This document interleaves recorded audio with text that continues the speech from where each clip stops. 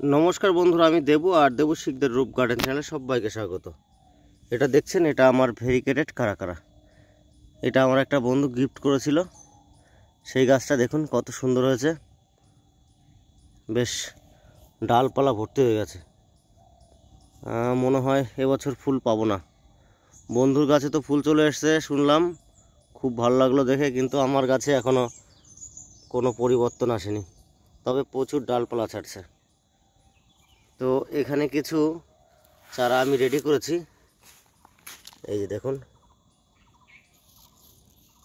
অল্প কিছু চারা আছে, বাদ বাকি সব সেল হয়ে গেছে, সব কচি পাতা ছাড়ছে।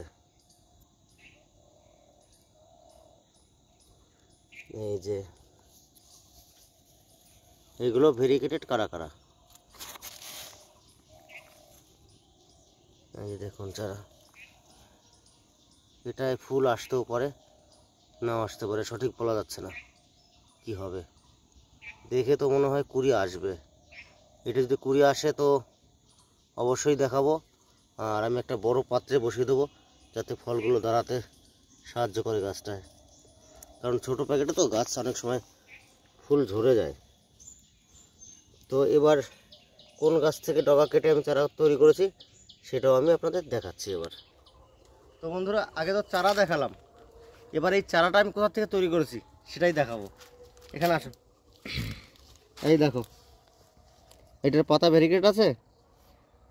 এই গাছে আরও কটা ডগা ছিল, সেগুলো আমি কেটে নিয়েছি এই সাইড থেকে। তো এই গাছে দেখো আরেকটা জিনিস দেখা, আগে পাতাটা ভালো করে দেখাও।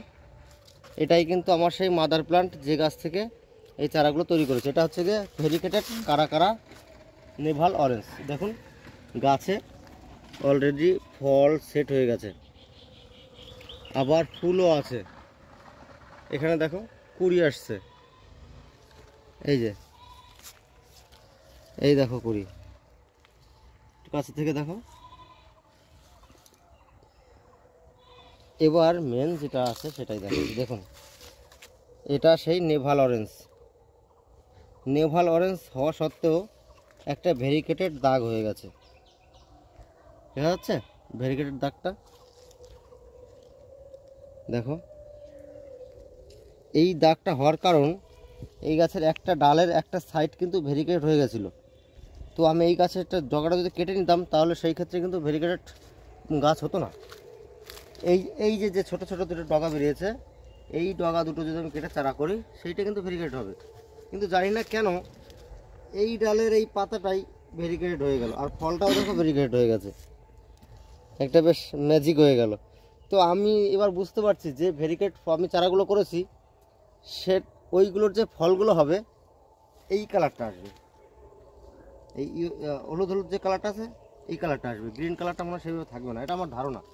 তো দেখা যাক এবছর যদি ফল আসে তো আপনাদের দেখাবো। তো আমার ভিডিওটা কেমন লাগলো অবশ্যই কমেন্ট করে জানাবেন। আর অল্প কিছু চারা আছে, চাইলে আপনারা নিতে পারেন। আজকের মতো তাহলে এখানেই বিদায় নিচ্ছি। নমস্কার, সবাই ভালো থাকবেন।